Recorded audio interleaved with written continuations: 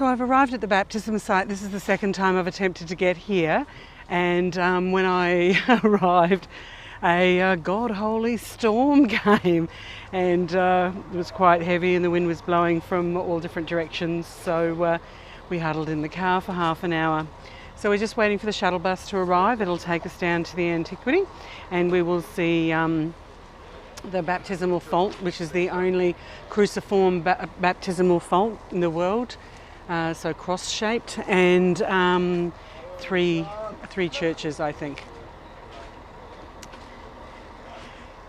We have been to a site where Elijah was supposed to have risen to heaven, and that was to the north of here.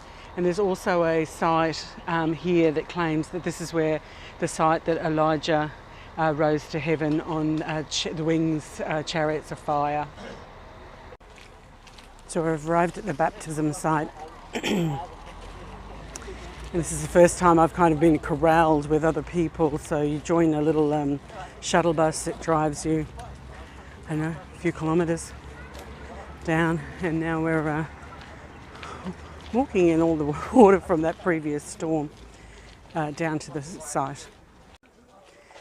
So I actually remember reading somewhere that they keep you fairly corralled so that you don't go into the bushes, because it wants to keep the area as pristine as possible. So there's a very sophisticated wire running along the sides to keep you on this very interesting path that's just full of, I guess it normally would have been dust and sand, but after the rain it's very slippery, very slippery mud. So just walking along another pathway, and actually we're running parallel to the River Jordan, and the guide was saying that this is the east and the west bank. This is still technically part of Jordan, even though we came through a military checkpoint when we came onto the site. You can actually see the valley is actually much larger than the little bit of a stream that's running down there at the moment. So I'd anticipate it had greater capacity in the past for water volume. See, we have found here, the remains of 5 churches. Over there, under that wall, we have found the remains of 3 churches, and the churches that were built on top of each other. Also down here, we have found the remains of 2 chapels. Yes, the river used to be here. But now you see the river is go down. Yes. And this area called Bethany. Now this is Bethany, and this is the wilderness of John the Baptist where he lived. John the Baptist, he came from Jerusalem and then he lived here because he was run away from King Herod, and he came here. And Jesus Christ, he came from Nazareth, he came from Galilee, Jordan, and then he spent 40 days and 40 nights in this area, in this wilderness, after his baptism by John the Baptist. All the popes also, they visited this place, John Paul II, the reductus. So the guide's saying this is actually the baptismal site, and so it used to be a militarised zone, and they've found 2 churches under this area here. This is the area that the guide has indicated that 3 churches were found once the excavations had started. One of them was in relation to the place where Jesus' clothes were placed when he was baptised. My nemesis, the stairs. You can tell that this is a very important site because there's lots of tourists here.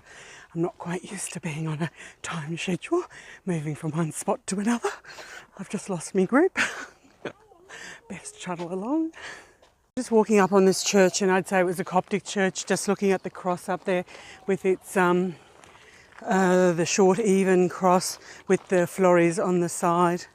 It's very ornate.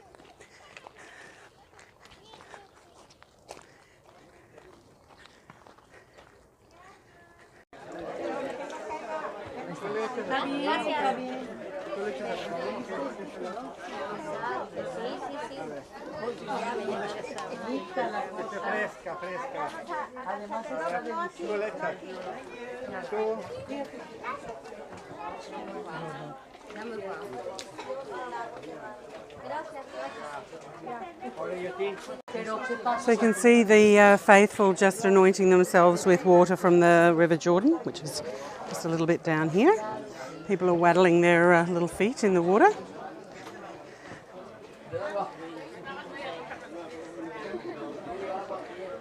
I wonder if that's the Israeli side.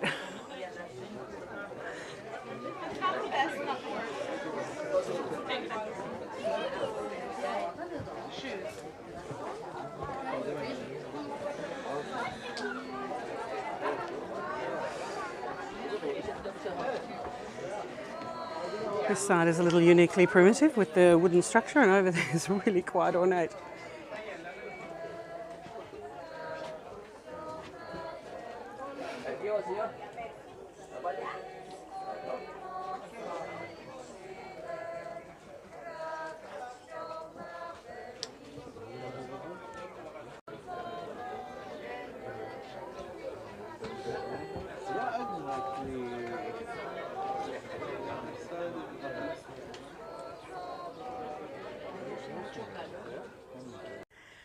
So as an atheist, it's actually quite a moving experience, actually.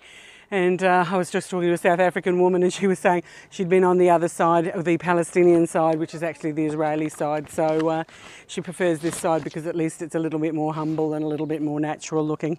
But in in the brochure that they gave you up there at the beginning of the tour, it has the biblical paragraph or verse, Matthew 3:16-17. As soon as Jesus was baptized, he went up out of the water. At that moment, heaven was opened, and he saw the Spirit of God descending like a dove and lighting on him. And a voice from the heavens said, "This is my Son, whom I love, and with him I am well pleased." So this is Bethany Beyond Jordan, where Jesus was baptized.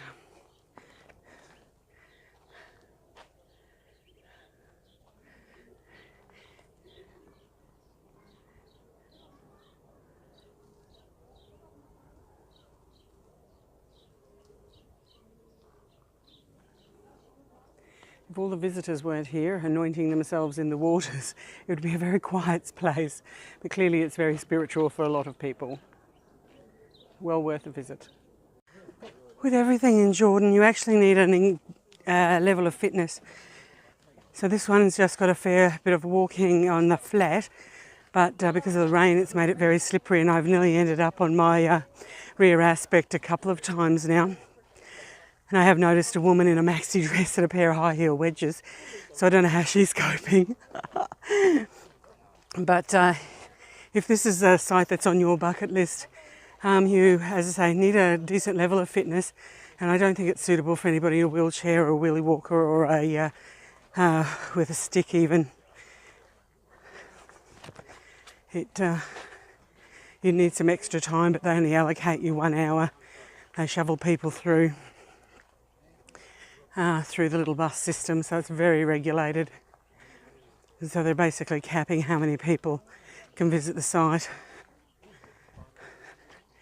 And just having that rain made it a little bit muggy, and you can see the flies. No flies on me, well there is today.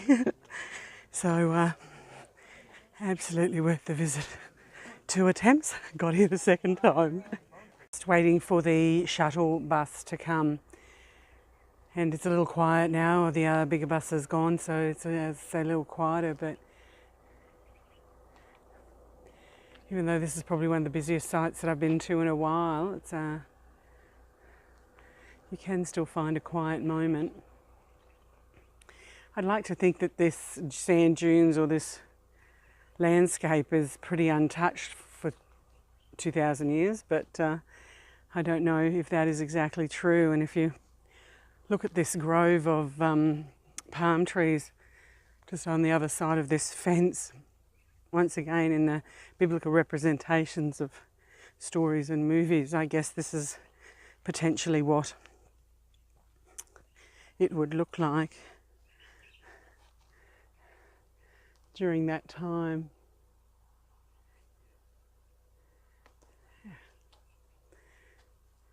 Yeah, so this is Bethany Beyond Jordan, the baptismal site. Well worth a visit.